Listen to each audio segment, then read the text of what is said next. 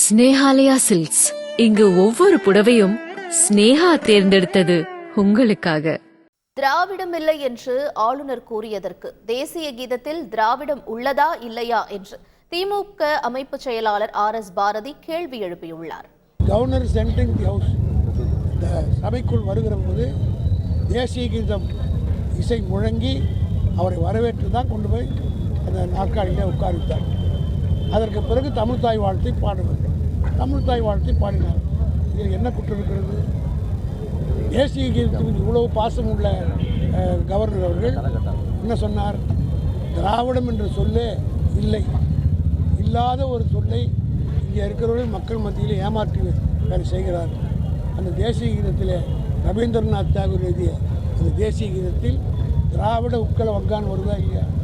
1965 எப்படி மொழி போராட்டத்தின் மூலமாக ஒரு பெரிய எழுச்சி ஏற்பட்டதோ, இன்றைக்கு ஆளுநருடைய போக்கு மீண்டும் 65 ரிப்பீட் ஆக போகிறது.